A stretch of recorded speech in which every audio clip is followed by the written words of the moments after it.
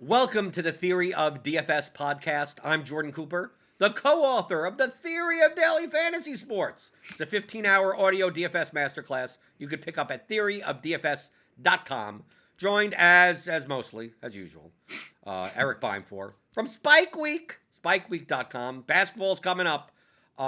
This past NFL slate, could it be summed up as chalk smash, you lose?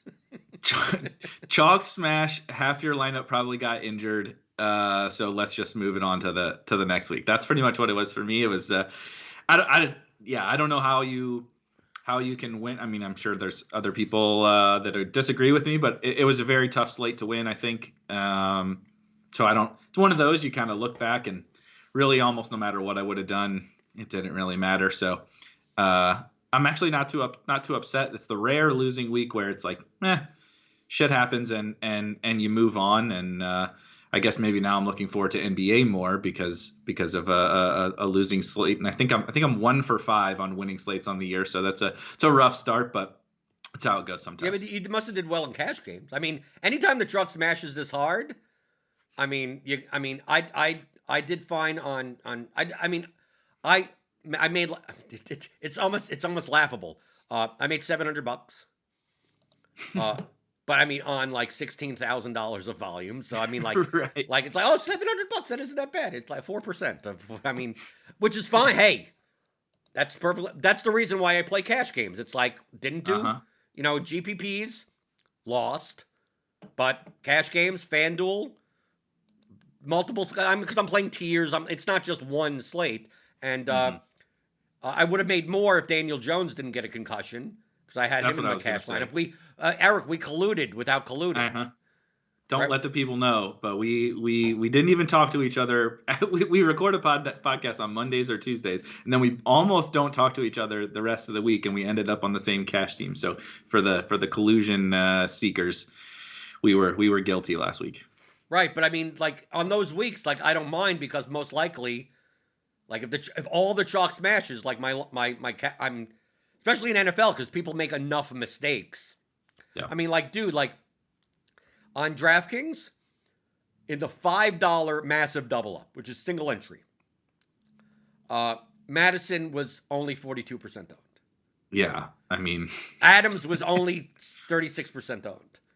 Like, I mean, how do you not play these? I mean, in the $100 double up, Madison was 77% owned, and Adams was 67% owned.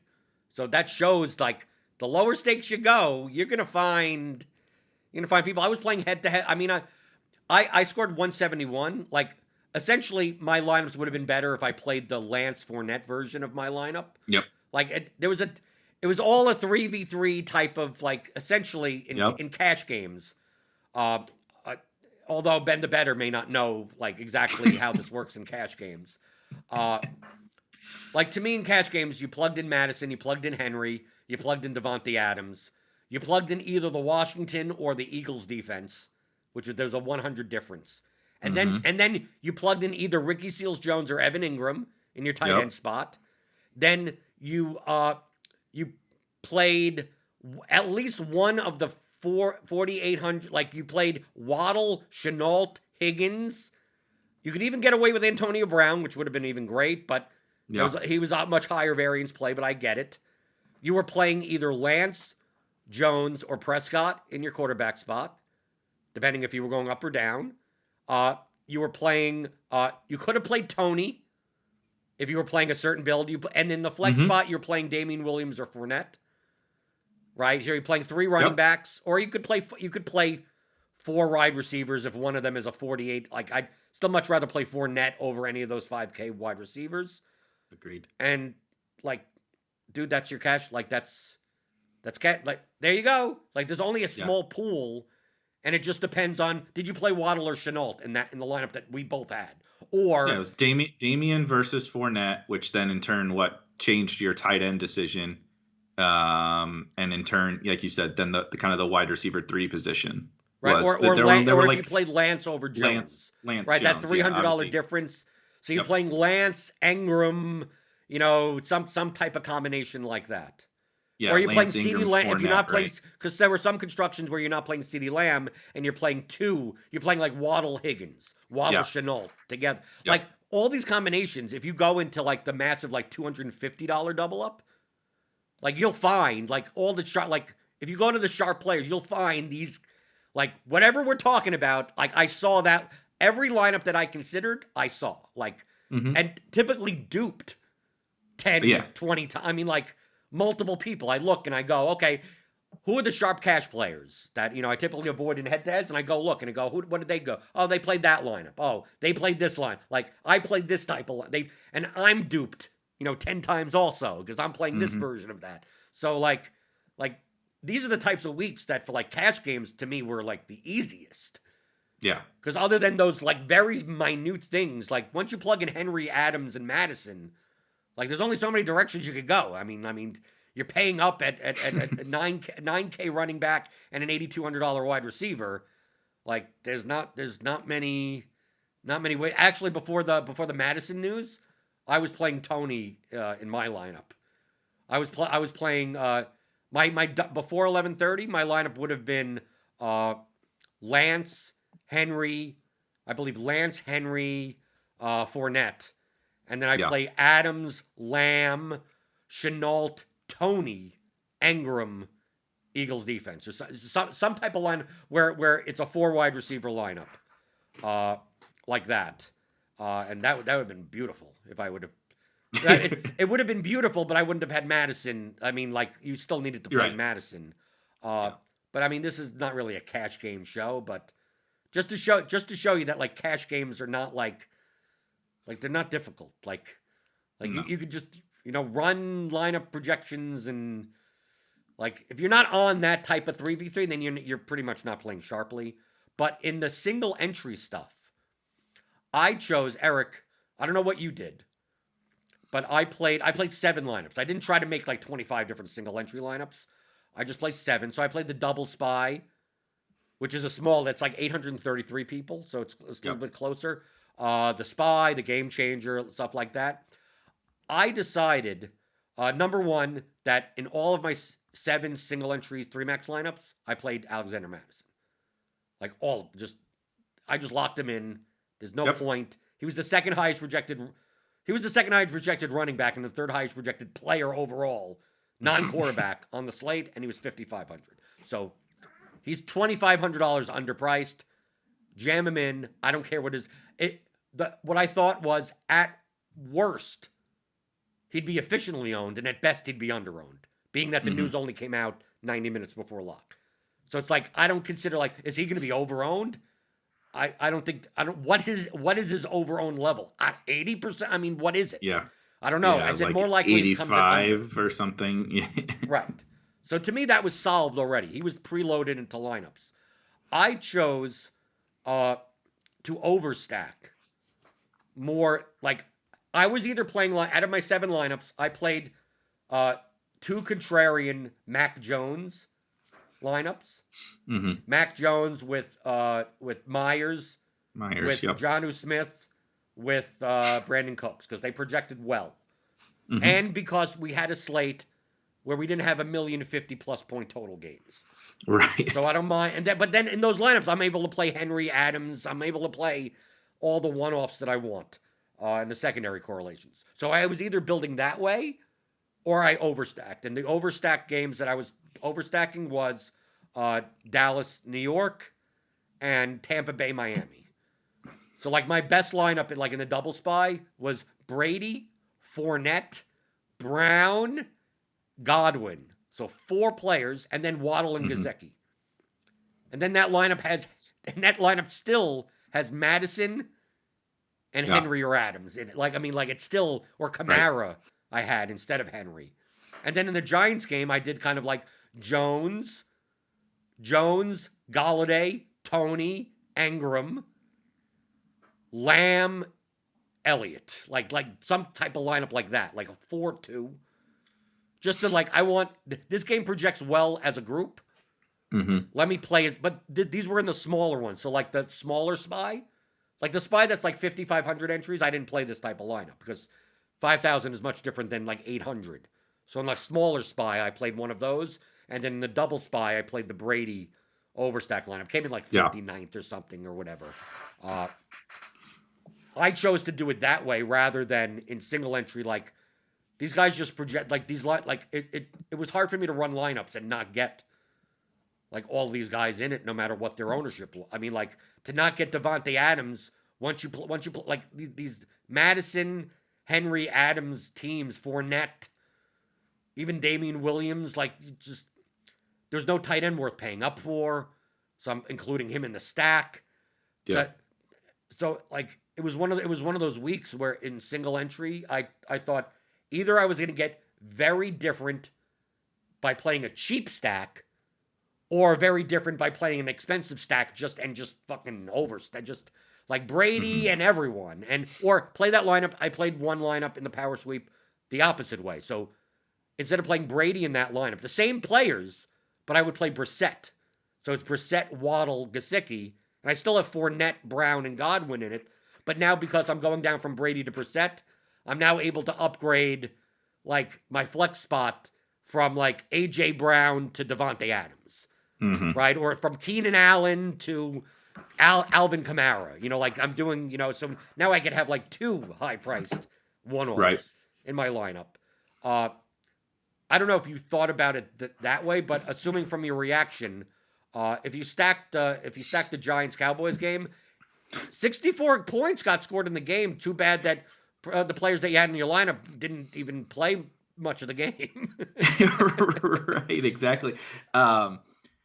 It was kind of an interesting week for me, I will say. So I played 3 teams, and I did fade Madison on one, and I thought it was interesting. So one thing that has sort of triggered me with what DraftKings is doing, and I've had more success on the other sites, is their high stakes contest has been this Mega Millionaire, which in theory seems nice. You're like, okay, $4,000 to win $1 million, and it's a small-ish field, you know, in the 800 range, kind of like you mentioned with the double spy. The problem is it's 33% to first place, and it is all the best players on the planet with a bunch of entries. Right, it's like 23 max, right, or something like that. Right.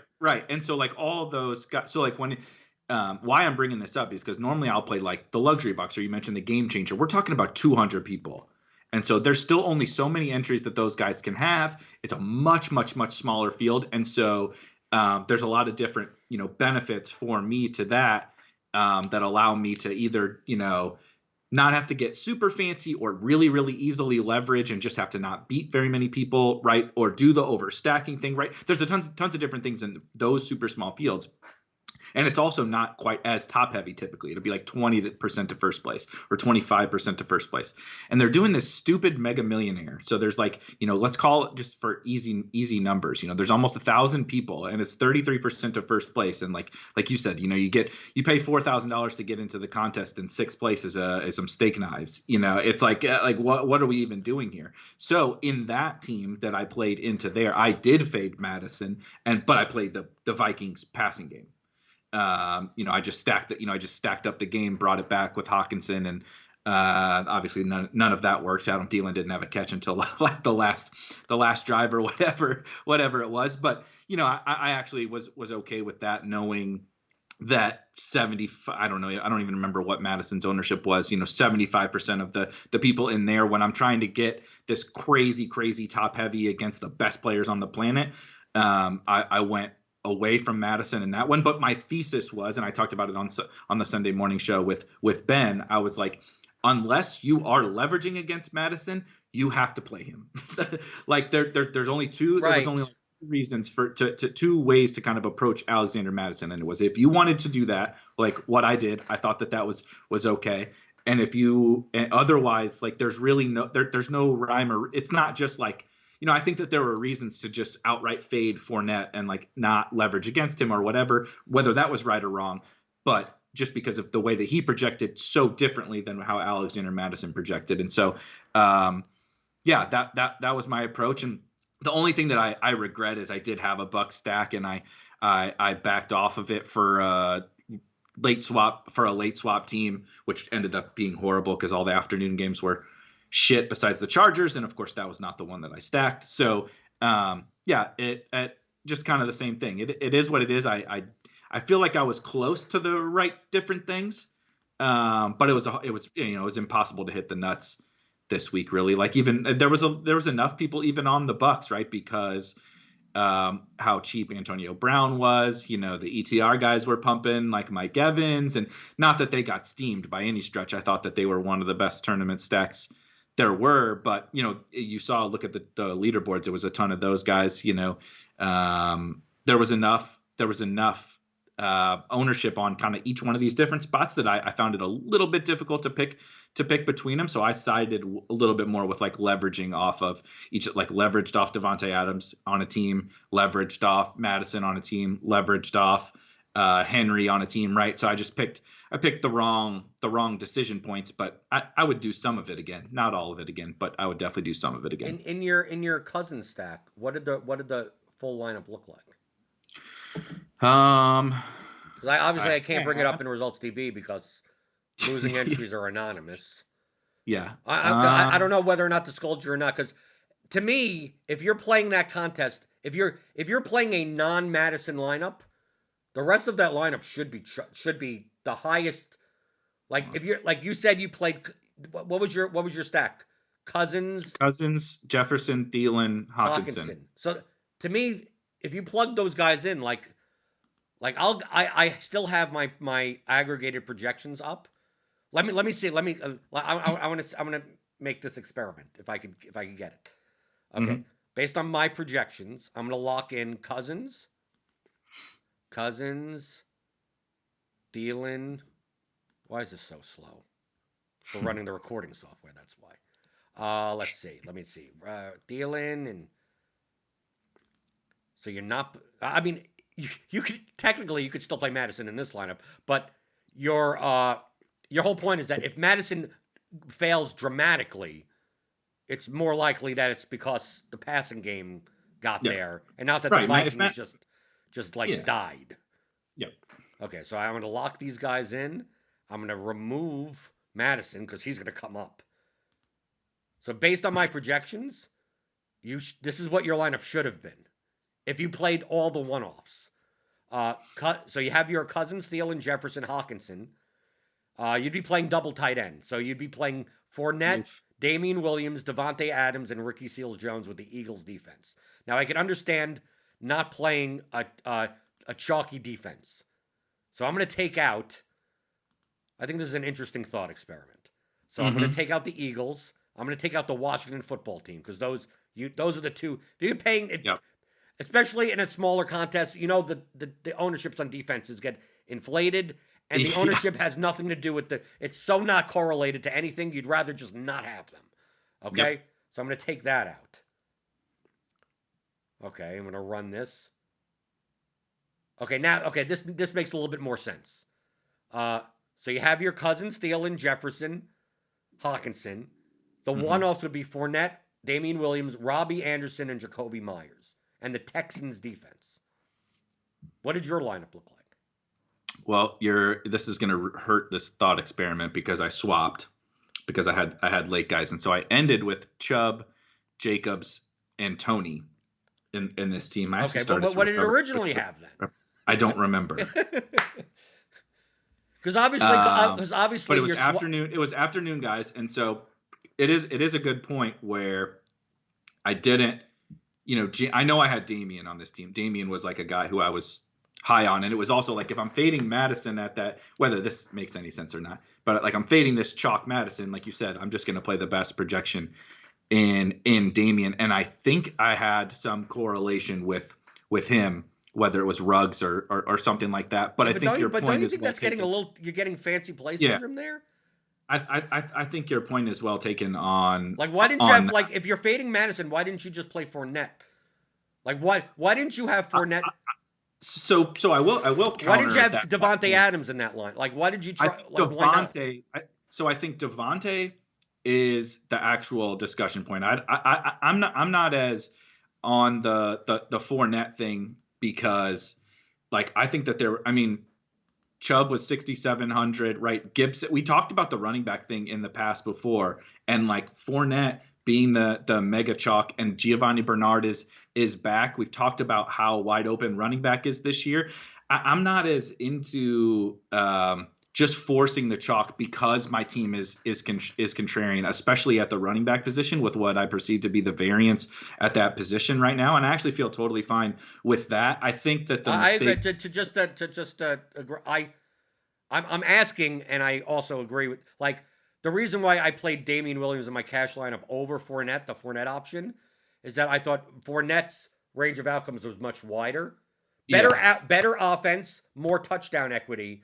But with Gio back and Ronald Jones is still around to vulture stuff, that, like, if it wasn't for the fact that if Madison wasn't there, I would have played Fournette. He would have been with Henry, Fournette, Williams, and I wouldn't have to worry about it. But with the $400 difference between the two, if I like really it came down to, do I want Daniel Jones and Fournette? I still needed the $100 somewhere, so I still couldn't even make the Lance. I couldn't make the Lance Fournette lineup and have the money spent anywhere unless I was paying up a defense or playing Antonio Brown, which would have been the nut lineup. Right. And I didn't want to play Antonio Brown because I thought he was higher variance. But I get, I was planning before the Madison news to be heavily under Fournette because he would be higher owned than he was. In the game changer, he was 25% owned. But I think if Madison wasn't available, he would have been 32, 33% owned. And then that situation's murky enough where, like, I could play Williams. I like Josh Jacobs. I like James Robinson in that range. I thought there was enough players in that range that you did not have to play Fournette. But my overall question was not, obviously you could tell, is not based on Fournette. It's based on, once you're fading Madison, who's 75+% owned, and you're playing, I'm just going by the game changer, not the Millie, but in the game changer at least, Thielen is 2%, and Jefferson is 9%, and obviously Cousins is 4%. Like, is there a need to, like, think about leverage in the rest of your lineup for that size of a field? Like, outside of the Fournette thing, like you said, why not get Devontae Adams into that lineup? So I am looking, and like, it's not easy to fit Devontae Adams into this team. So my thesis would be, like, he's Cousins 6,500, Jefferson 7,700, Thielen 6,500, Hawkinson 5K something. It's not a lot of remaining. Well, how about CeeDee Lamb? Salary. How about LaVisca? How about how about AJ Brown? I mean, I'm just looking. How about Waddle? I mean, you got Tony in there. I'm just looking at the chalk. Jamar Chase even. Just I'm not trying to say. Obviously, you swap because once you saw what happened, like zero, right? Then you don't want at that point. You actually want to remove as much chalk from your lineup as possible because you're way behind. But the point that I'm saying is that from, especially with Madison being that high owned in that type of contest, I'm not talking about, in the play action, for instance. The play action. Play action is the $3.20 max. Madison was 23% owned. Right? So at 23% ownership on Madison, you just hit that little lock button in the play action and you play him in all 20 liners, right? I mean, like there's no you're not leveraging anything. Like, you'd rather this guy should be 65% owned and he's going to be 23% owned, so you just lock him in. But I understand for the 40 for the mega millionaire.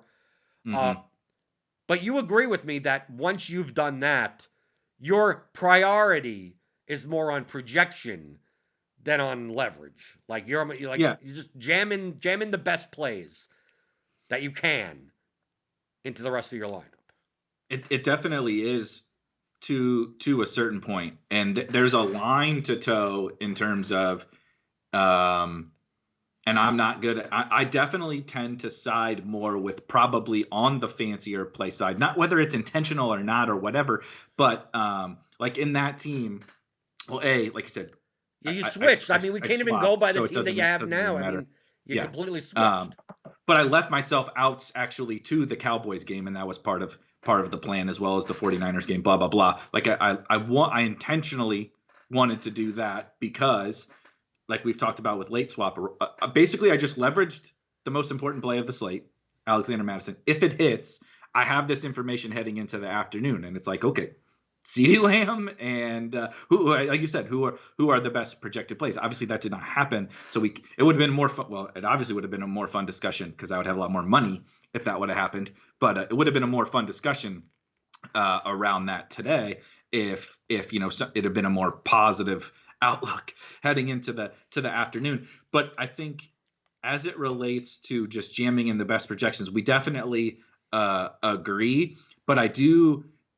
There's this, like I said, I struggle towing that line on, okay, exactly how much of the chalk should you kind of jam in? And that's why I do kind of wish that it wouldn't have been a late swap team, because it would have been a better conversation around like, okay, you played whatever, Darnell Mooney on this team, why you could have just played LaVisca or what, you know what I mean? Right. I think that would have been a more like a 1v1. Like, I understand based on the salary constraints of your team that you probably couldn't have played Henry or Adams on this team. Right.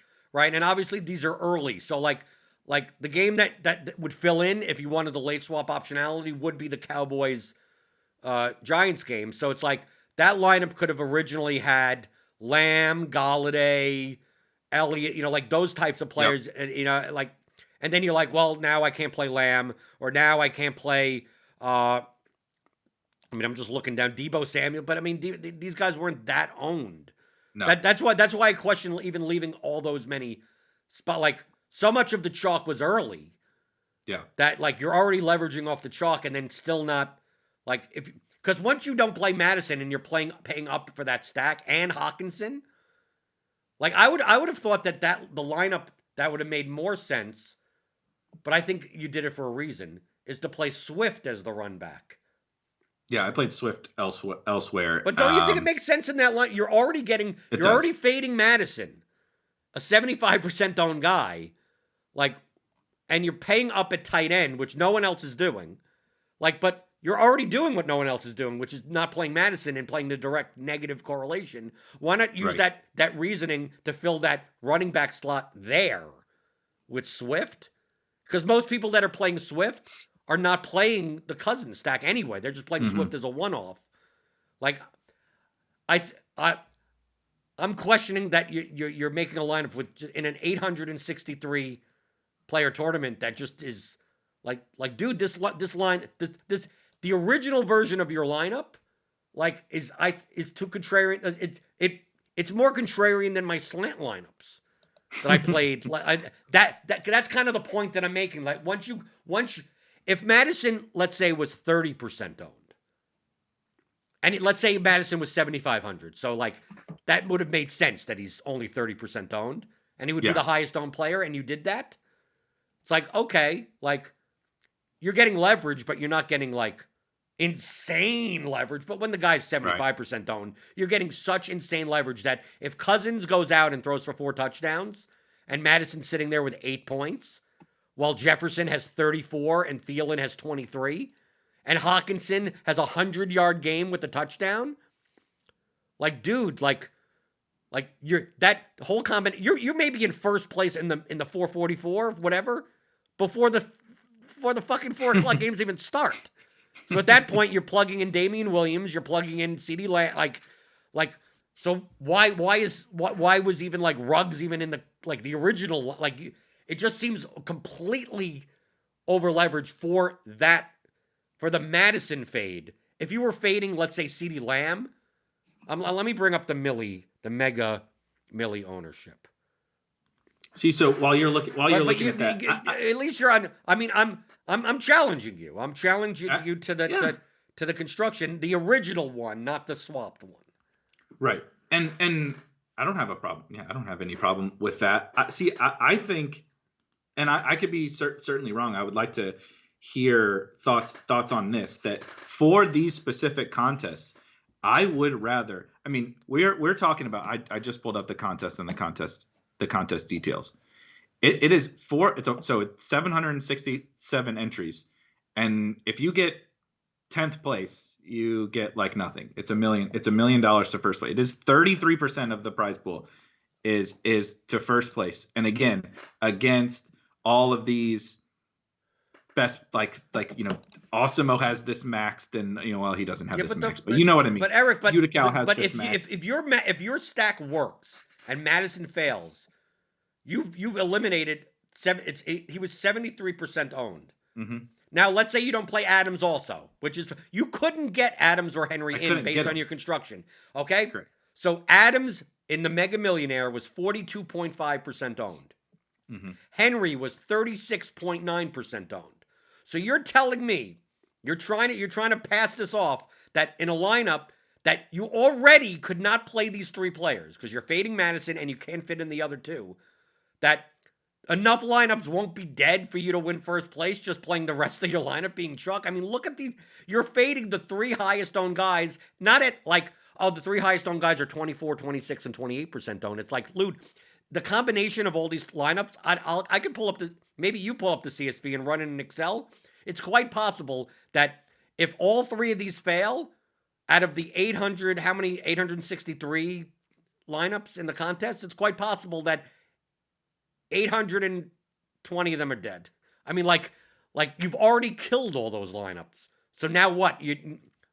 How much more different do you have to get from the other 40 lineups in the contest to win? Right, but who says I'm getting different? I have these 4 spots available to me to play the best project, right? If I wanted to play Damian Williams, if I wanted to play CeeDee Lamb, if I wanted to play Amari Cooper, if I wanted to play Kenny Galladay, if I wanted to play Saquon Barkley, all that was available to me. Right? So, but those would be the players. I wouldn't be thinking about playing Henry Ruggs across from Damian Williams. Right, but I didn't play Henry Ruggs. I'm saying I had those options available to me, right? This would be so much better conversation if you remembered what your original lineup was.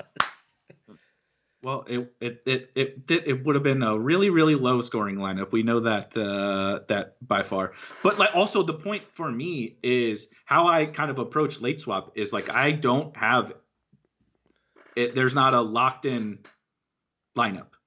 Like I legit will have my computer open and be like tinkering the whole time leading up until that afternoon, depending upon, like, I have gone through tons of different permutations of that team. But to your point, like you said, I have made a stance against those couple of chalk guys. Now, however that plays out for me in those first 2.5 hours of the slate is what is going to dictate. But you're also by doing so, you're relying on the fact that you've now limited your options to whatever the late games are. Yeah, but you're fine with that. And I'm fine with that because, I mean, those were some of the best plays, right? Damian Williams was chalk for a reason. CeeDee Lamb was chalk for a reason. I mean, we saw what the Chargers and Browns game did. I thought that, obviously the Trey Lance and the Cardinals game was one of the highest totals, if not the highest total on the slate. I thought that there were tons of options. I think it's actually a pretty interesting discussion around exactly kind of how to handle those. And like I said, that is the biggest difficulty. And it goes back to a little bit of like the guesswork thing that we have where I know that I'm guessing on certain things. And I almost always tend to side more with, okay, how do I leverage against these guys even a little bit more, knowing that when I'm going to make a mistake, because I'm not going to be perfect, right? I don't have a mathematical equation to drive these decisions for me personally. Knowing if I'm going to make a mistake, I want it to be on the side of, how am I pulling more levers, like into my theoretical levers into my favor. And so that's just like my general process. And so it does create this kind of interesting back and forth where it's like, well, you could have just jammed Fournette and whoever, into this lineup. Why didn't you? And I'm like, well, I'm when in that situation, I am almost always opting for the lower ownership or the late or the optionality or whatever, like to a fault. I know it, like no one knows it more than me that it is sometimes a hindrance to me, but because of just kind of like how I process things, I almost always tend to side on that, side of things. I would rather have, whether this is right or wrong, basically, if I'm getting to decide this team that I played, this game stack and a bunch of 1% guys versus this game stack and be like, okay,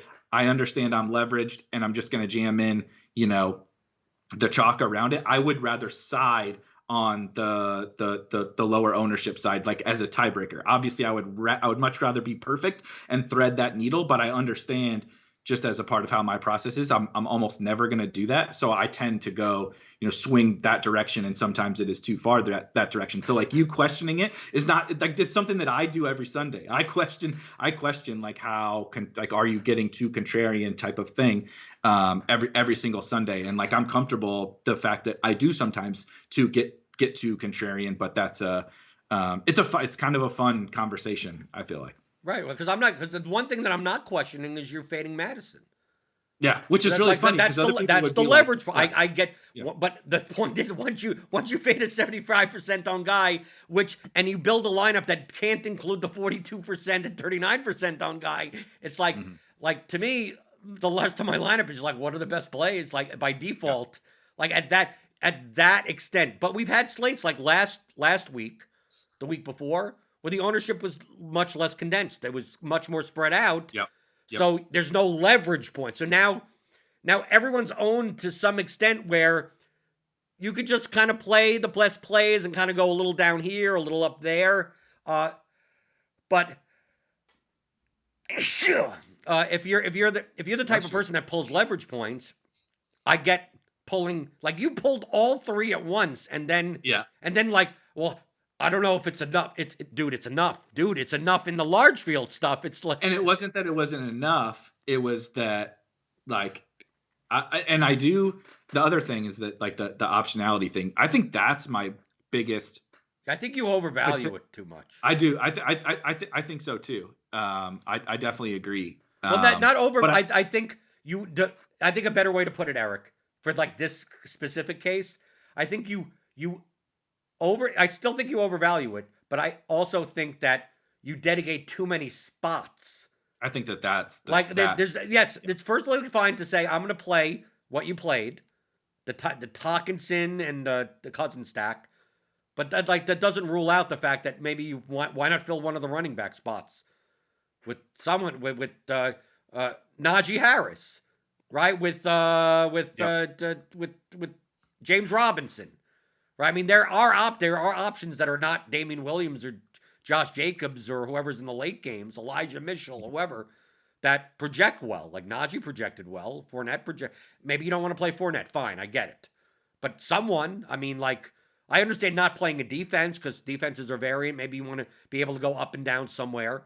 But like, but just the reaction of, I'm going to make this one decision and leave 5 spots open for only 4 games that are available. It's like you're limiting yourself to the one-off.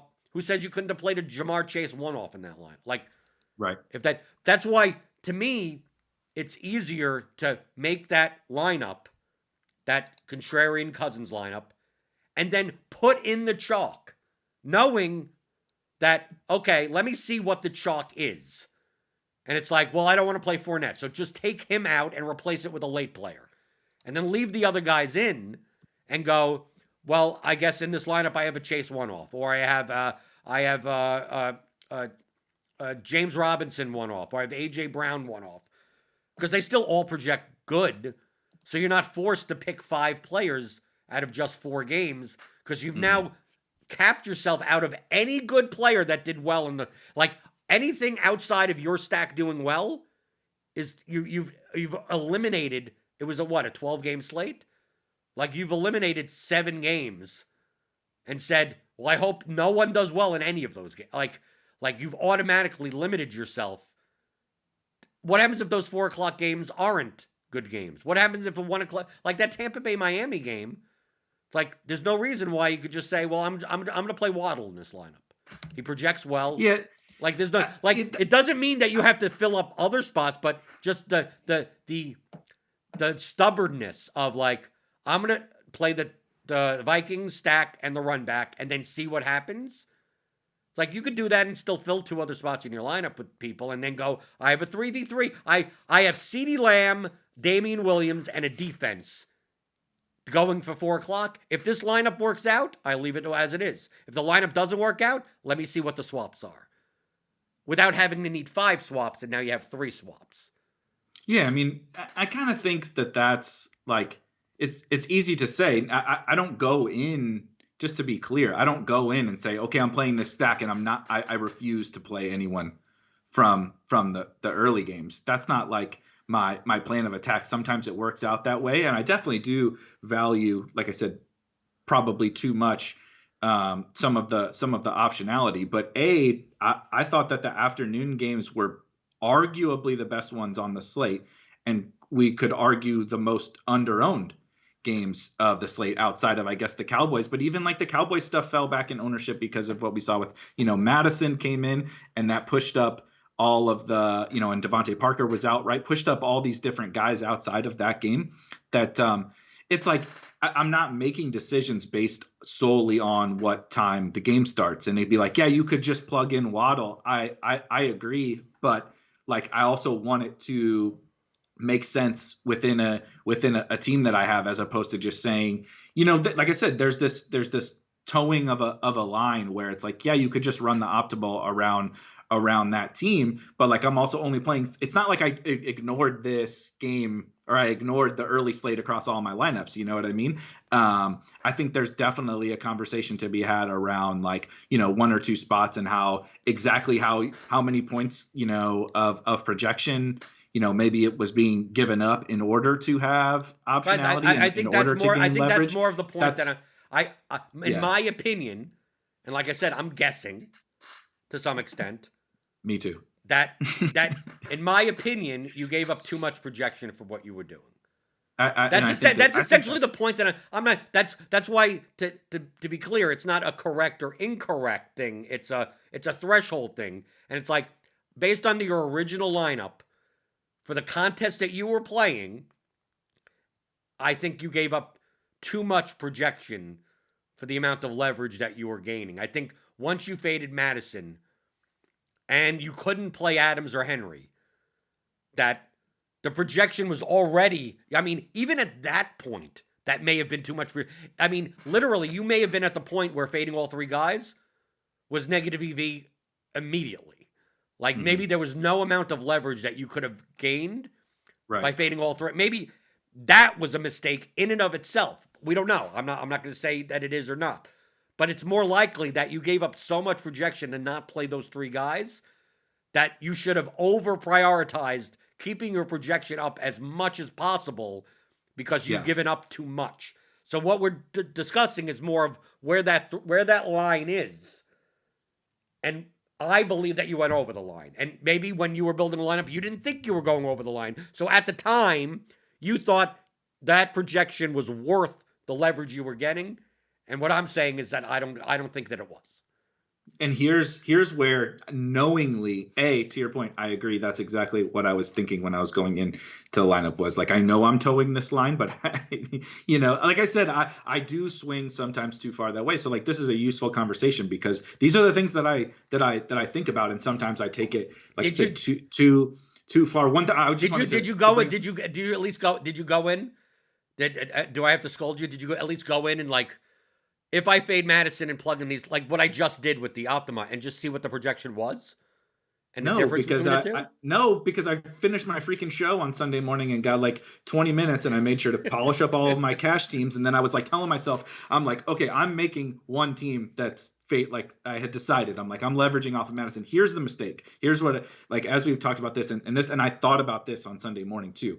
I think it was both of the Vikings expensive receivers because of what you said in terms of how I was getting the leverage by playing a Cousins stack, period, end of discussion, right? Whether that was with both of those receivers using KJ Osborne. Right. I would think that would be much better if instead of Thielen, use Osborne. I mean, and do something like that. And I know that I looked at that and I landed on this Thielen team. And I think that was the mistake, which is in turn where I gave up too much of the projection. Because you can't get Adams or Henry now. Because at least with the Osborne, if you played Osborne over one of them, probably over Thielen, or you played Swift over Hawkinson, which allows you to now play a Ricky Seals-Jones, you would have been able to get Adams or Henry, one of the two, into your lineup, which raises your projection high enough that if you wanted to get kind of a little bit funky in the rest of your lineup a little bit more, I could at least step back and go, maybe I still would have jammed in the best projection fading Madison. Yeah. But at least you're getting Adams or Henry in there. and it's keeping you above that line. So I think maybe you're right that the double stack like that just forced you out of a non-Madison Adams Henry lineup, and at that point you put yourself in such of a hole in a smaller field contest that just like if you played this slate 1,000 times, you're still not going to be profitable that way.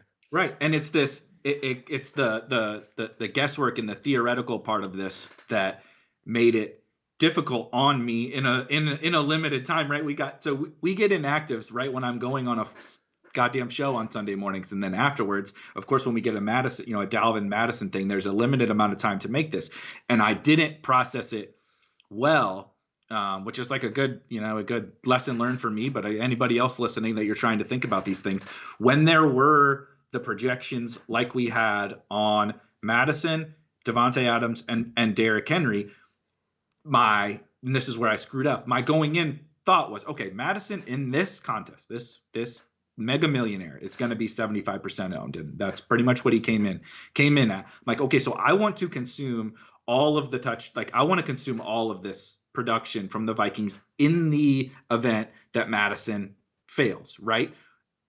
However, that's fine. That general line of thinking I think is fine. However, there's pricing, right? Right. There's a salary cap. Exactly. You know what I mean? And there's other contextual factors about the slate, like Davante Adams, like Derrick Henry, we could go down the list elsewhere, right? Like the fact that there were punt tight ends, or there was Darren Waller, like there was all these different other contextual factors about the slate, which in turn made using both Thielen and Jefferson, even though the logic of I'm just going to consume all, right? If it's all through the passing game, I'm going to get all these guys. But I'm going to give up so much because of what I can't do at the other spots in my lineup, right? I could not get Derrick Henry or Devontae. You can't afford them. You can't, or you could afford probably Devontae, but then you're still giving up so much projection because the other guys on your team are so shitty, right? Because it's like a min price wide receiver and whatnot. And so it was a perfect example of like pulling all these different levers that actually are like really, really good things to pull, like doing a lot, but screwing up a tiny little portion of that just like took me drawing way too thin, right? I was just drawing way too thin, even though I'm like trying to draw thin based on the leverage point that I'm making, but it compounded too much of that by including the other one more expensive piece in that stack. And it's like, it was frustrating because I know that, and that's how I always build too, right? Is like I don't really do like premium double stacks, even sometimes when I probably should, because I'm like so cognizant of the salary thing, and that was and I'm glad that we kind of talked through it, because I that was, I think, kind of where it really went wrong. Not even like some of the leverage points or ownership. That's what really buried me. Okay, so I just as a thought experiment to close out the show, it'll be a short show. So I plugged in, I'm using my aggregated projections. So obviously we may be using different stuff, but it's probably close enough, right? Okay, so if I'm just running optimals, so I'm plugging in Cousins, Thielen, Jefferson, Hawkinson, and I run the optimal from there, which includes, I want to make sure I got everyone in here. Excluded. Make sure. So I excluded. And you weren't playing. Okay. We'll put in the defenses also, because they still count. So, okay. Even though you're probably going to fade one of the chalk cheap defenses. Yeah. I played the Cowboys defense. Right. Okay. But just from a projection standpoint. So with your stack in and no Madison, I get the one-offs I get are Fournette, Williams, Adams, Seals, Jones, and you're playing double tight end. Okay. Okay, in Eagles defense. And the projection would be a little 135.67. Okay, so now let's say you didn't play Hawkinson and you played Swift instead. Okay? The projection should be pretty good on this one, I would think. Right, so the first one was 135. This one with Swift in, 137.72. And you're playing still double tight end with Gesicki and Ingram, but you're still getting Adams in there. You're playing Fournette and Adams. Okay? So now let's say we take out Swift and we take out, and we put back Hawkinson. So we keep it original. But now I take out Thielen and I put in Osborne, right? Because we Yeah. were looking at that. Yep. Okay, so I'm going to go over to wide receiver and put in Osborne. Okay, now let's take a look at this. I run it again, 137.5. So it's very similar to the Swift lineup.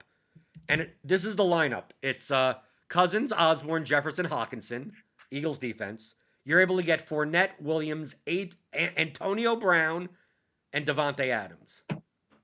Now imagine playing that. Imagine you did this in the 444. Fournette, 21 points. Damian Williams, 15. Osborne, like 4 points or something. Yeah. Jefferson got like 19 or whatever.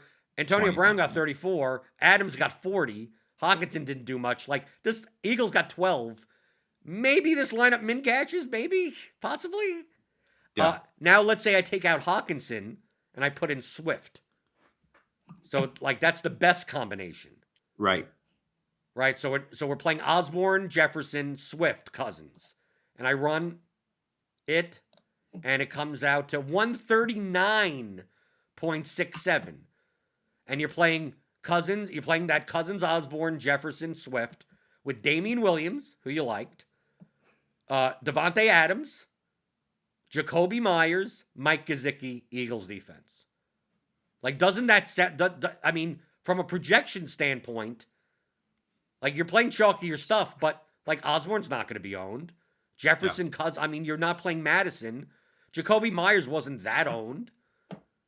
So, like, who cares? Like, to me, like, this is like, if you would have went through this process, I think you would have maybe not played these exact players. Maybe you didn't want to play Jacoby Myers. Maybe you didn't want to play Leonard Fournette early. But I think you would have been able to see that by playing the way that you played, that you couldn't get Adams or Henry, and would have at least seen, like, well, let's say I take out Thielen and put in Adams instead. Like, what does that lineup look like, even as a skinny stack? Or what does this lineup look without Hawkinson and put Swift instead? And at least at that point, you could have chosen and said, oh, if your choice was, no, I prefer the non-Henry, non-Adams, then fine. But is that a mistake? I don't know. I think it's more of the fact of a preparation.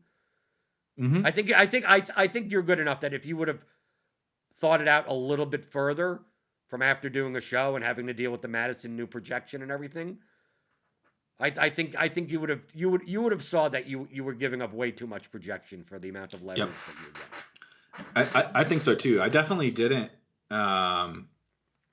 plan for Dalvin being out, and maybe that was just a terrible mistake, and that is what it is. But it does go to the point of like, hey, I mean, I know that like we all make some good teams, and so I actually had a time on Sunday morning where I probably had some pretty good teams, and then we swap onto some shitty ones.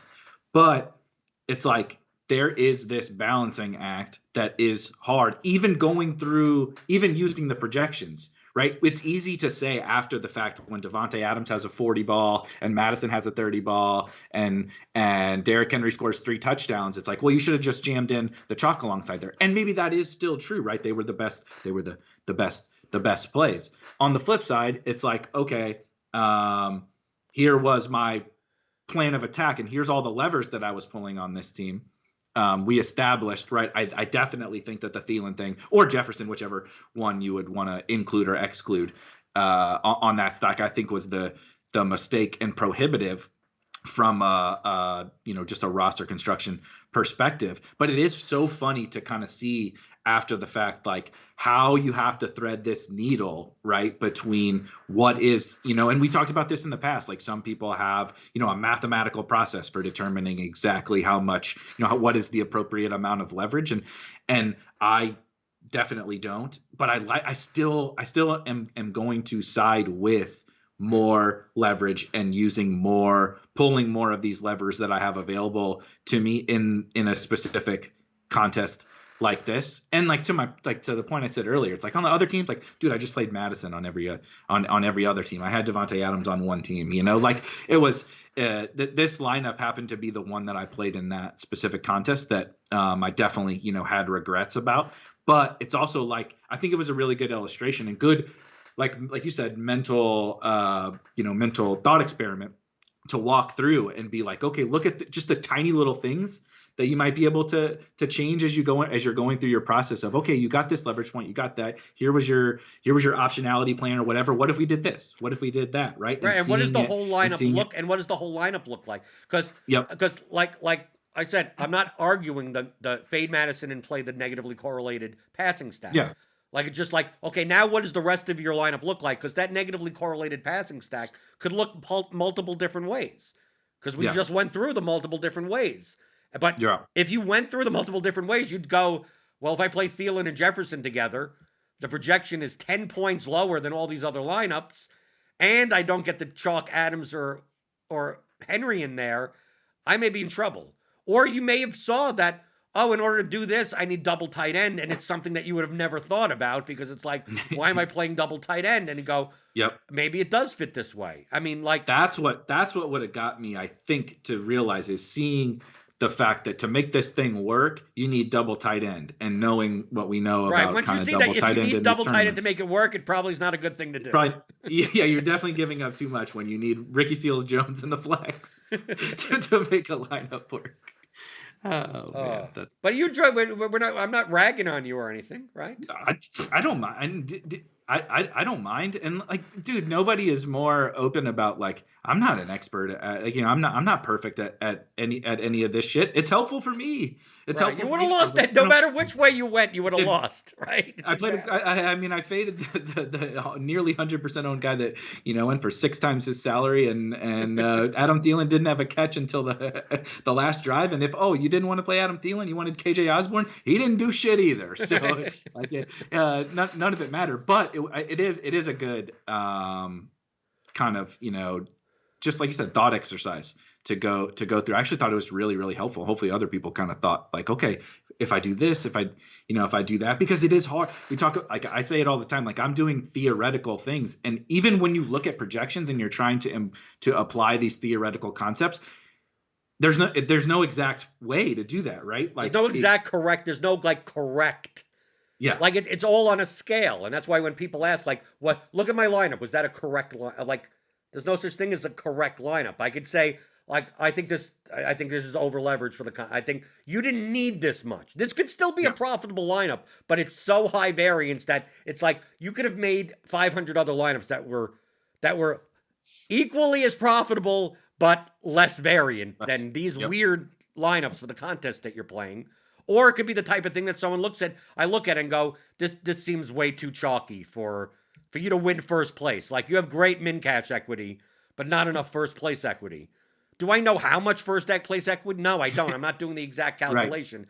But it's like, I'm experienced enough to know that probably you're not playing 140% total ownership lineup into the milli maker and expecting to win, like slamming like all the chalk. Like, it's like, well, but I got different in one spot. It's like, dude, like, this is a lineup that is I would find barely playable in the game changer, and it's much more viable in the game changer than it is in the 20 max play action with 560,000 lineups.